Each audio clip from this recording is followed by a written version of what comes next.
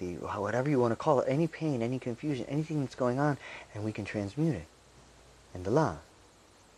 Anything, in real time. And so, not in a theoretical way, we actually do a skill transference right there where I show very simply techniques that anyone can do at any time. No excuses. That you can just turn on the part of your brain that takes you there, to that place. It's there. Just the wiring's been turned off. And so I'll be talking about that. I'll be talking about the memes, the unquestioned beliefs that keep us from that place and keep us from really knowing our true authentic self, because these superimposed structures actually separate us from the ecocentric reality and separate us from the rhythms of life and separate us from even being able to know the difference between us and the vibrations that I'm talking about. Until you can find that true authentic self, by breaking free of those those memes that we've superimposed on these structures that we've superimposed. They're man-made. They don't have any relationship to anything real, but we live our lives by them. We haven't questioned them for hundreds and hundreds of years. And so I will be discussing those so that we can literally open ourselves and be part of the transmutation of everything that is unreal, that we have bonded to and made real and perpetuate, which is causing the problems and suffering that we have on the planet today. How do you think they were able to calculate mathematically or astronomically? Do you think that they were given that knowledge from another source, or do you think they were able to actually figure it out without telescopes and without... I mean, when our European heritage, the heritage of most of us here in America, we were in the Dark Ages. And it wasn't until 1600 Copernicus, who even he had to recant the heliocentric theory instead of the geocentric. But they knew that back in probably 200. They knew that we revolved around the sun. Yeah. And yet, how could they have gotten that knowledge? Some people suggest that it was through psychedelic drugs. Mm-hmm. by taking. They were known to imbibe a lot. Yeah. And even alcohol, they would do enemas with alcohol. Yeah. I presume you mean psychedelic. Because psychotropic is pharmacological. Okay, psychedelic. Yeah.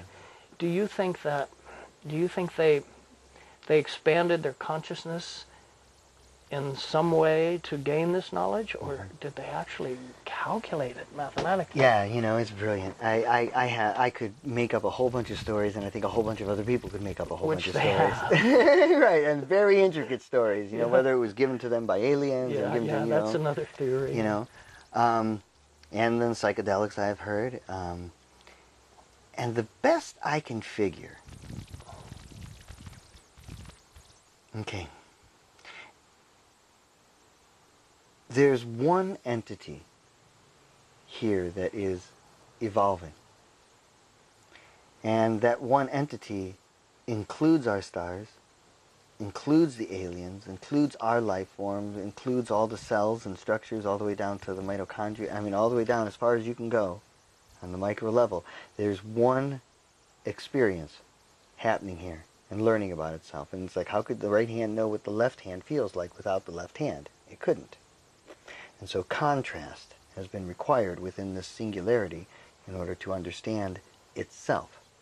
Now that includes everything that we could possibly imagine in the known universe is all part of a singularity. Now that singularity has knowledge. That singularity is knowledge. And so very possibly that singularity expressed its knowledge and its understanding through this culture. Just coming through like an antenna. They were just vehicles through which it was mapped and put into a three-dimensional form that could then begin to structure our brains and learn and work, if you will. But anything other than that, I would just be making up, and even that, kind of making up. You know what I mean? I mean, it's just... Well, it's an educated theory, an educated guess. And the only thing is I can think for myself is it really doesn't matter. It makes no difference. Just seeking the meaning of life. Right? Because the meaning's changing continuously. If every moment is unknown, if there is any meaning, it's that there's no meaning and it's completely constantly, we are the meaning. Right now, you and I, we are the meaning. The people who are watching, and they're the meaning. And we can't put our finger on it, like we were saying, knowledge. You grab it and you make it the static thing, and then, whatever we say is the meaning of life. Maybe that's what it was into that moment, but it's constantly evolving and changing and growing and what have you. And so for me, quite frankly, it's irrelevant where they got it. All I know is that when I listen, and I understand, and I feel, and I apply the vibrations and the cycles that they talk about and the structures, that there's a sense of home there for me, a sense of, yeah. And that's all I can really relate to, is that there's a truth resonance to it. And so I respect it with great reverence, that feeling. And all the interpretations and stories could care less. Okay. Quite frankly. A beautiful way to feel. Now, in the Dresden Codex, they did make prophecies. They did, at least that's the deciphering of it, that they made these prophecies that there would be a time of bread, and then it would be followed by a time of water. Which has been interpreted as, for 10 years, from the 21st on, it will still be time for us to eat well and to have a lot of, get ready. Then a flood could come and drastic change could take place. Now this was supposedly one of the prophecies in that Dresden Codex. Yeah. So the only thing I can think, in that is that at that time, they could not foresee, if you will, where we are today and how many people were inhabiting the planet and the technology that we had and all that other kind of stuff. Okay? And so the metaphor that they would use to explain the transition. How accurate could it be? In other words, how much credence could you put on a prophecy by them? Well, the best if we go back, the work of Kalaman and Ian Lungold, when you put their two pieces together, it makes a really clear picture of, literally, we can look at the paleontological record.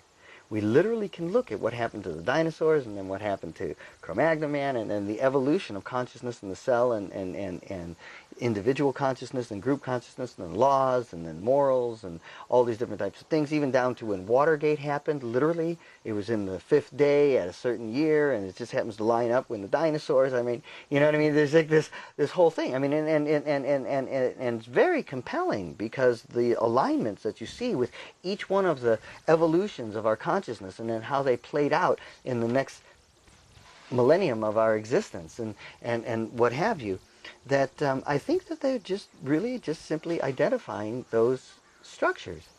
It's kind of like, you can say, in the fall the leaves come off the trees, and then they sit there naked, and then in the spring at some point it knows when, and they bud and they come, and then it gets warmer, and you could just see those cycles. Well, in the same way, they go through evolutionary cycles of human consciousness and life on the planet. And so they were observing for so long and seeing that and matching it to these different calendars that they brought together, that I see no problem with the metaphor being extended, or the cycles being extended. But they knew that they were getting faster and faster and faster, that it would happen faster and faster. It's kind of like the difference between someone who's really not healthy and they get a cut on their leg. It takes them a long time to heal, right? And someone who's really healthy, it heals very quickly. Okay? And so as we've gotten healthier and healthier, if you will, closer and closer to the oneness, it happens that much faster. And so making it 10 days or this day, 10 weeks or 10 years or what have you, I have no problem with. Now, the metaphor of water and the food and all of that, I see it more as kind of like food for the soul.